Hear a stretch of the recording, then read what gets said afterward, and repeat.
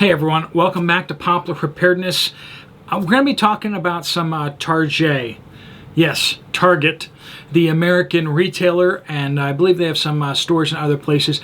But they have reported just recently $400 million worth of shoplifting. They've lost $400 million worth of goods that have walked out the door without any sales actually taking place. Friends, we are in a situation in all of the West where we have an inability to stand up to criminals. We do not have any willpower whatsoever to confront people who are using acts of physical violence. We don't have any willpower as a society, it seems like, to confront people who are committing thefts or who are committing other crimes. Stealing billions and billions of dollars, right? And funneling it to certain political parties. But we do have just an amazing amount of ability to stand up and confront people who put up the wrong yard signs, people who have the wrong skin color, people who use the wrong pronouns, right? We have so much confrontation happening in our country because of the stupidest of things. But when it comes to basic things that societies for millennia have agreed on are counterproductive to society, such as shoplifting and things like attacking people with weapons and being unemployed and using drugs and stuff like that on the streets, basically being a non-productive member of society that's not even seeking to be reintegrated, but rather who is living off of criminality and off of just public welfare. I'm talking about people who are like living homelessly in camps and such like that, who refuse to seek help from city missions and things like that due to addictions and stuff like that. It's not a knock on them necessarily, but to say that that type of lifestyle should not be endorsed and should not be, it should be confronted, and it should be made to be not an option, really. You should be moved onto a program so that you can get help and get off of the things that you're on. So, but as a society as a whole, we're not willing to do that. Like I said, on Twitters and on social medias and stuff like that, you'll see people confronted for the stupidest of things. And yet when we have people shoplifting and stuffing their pants full of steak and walking out the door, nobody says anything, nobody does anything. And by and large, like how does this change? How do we change this as a society? Honestly, I know a lot of us are, if you stand up, if you say something, if you do something, will anyone else back you up?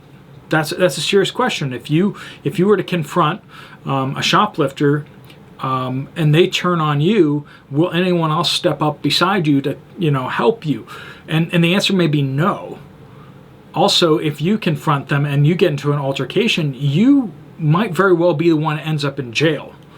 And so even if you don't really do anything physical, if they do something physical to you or whatever and you start trying to defend yourself, the courts these days are just crazy, and that they may decide that you provoked the confrontation or something like that.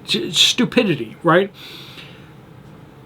How do we change things? The way that we can change things a little bit for the better is by you organizing with other people that are like-minded, people that care about these sorts of things, people who have integrity, people who will stand up and speak up in situations.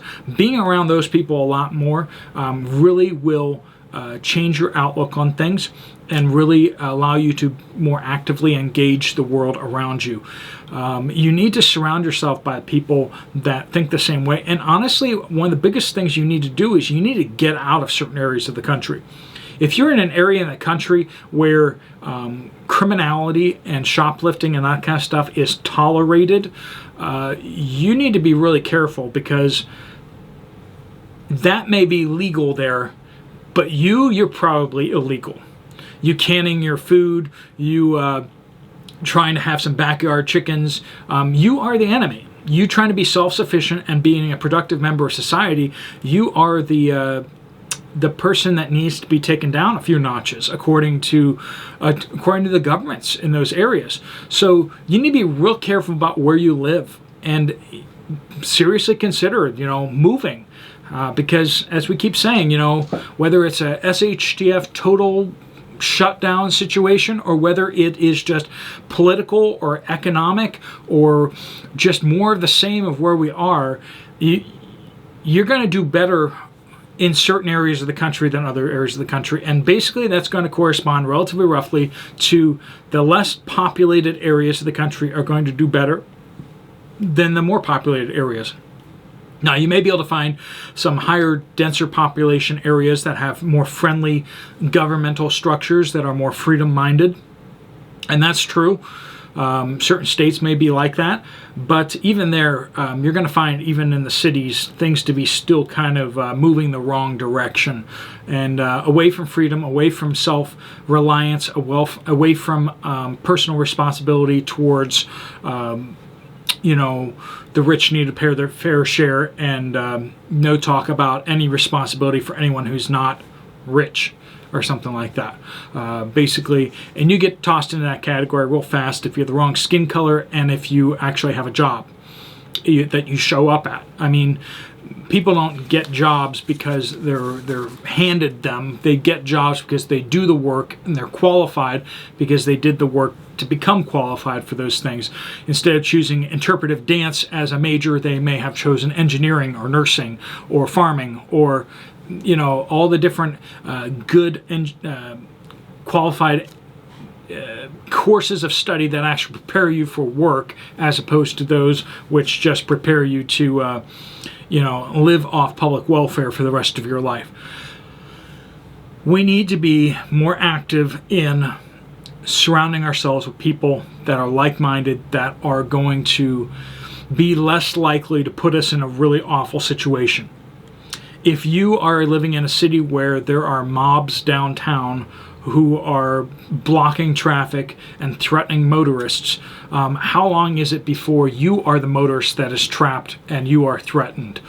Because I don't care if you carry or you don't carry, but the thing is, in your situation, your life is imminently in jeopardy, your property is in jeopardy, and the chances of you coming out of a legal case like that scot-free is low. You have no good options. The best option is to have not been in that situation in the first place.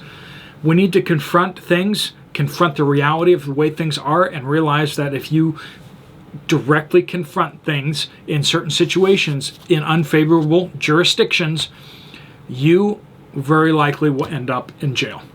So make sure you're not there. That's the sum of it all. Make sure you're not there. Avoid those areas. Avoid places that you can be either threatened, where you may have to defend yourself, and where that defense of yourself may cost you your liberty. All right, friends, I know it's a really depressing topic today, but if you found this video helpful or useful, you might want to check out this other video from me right here.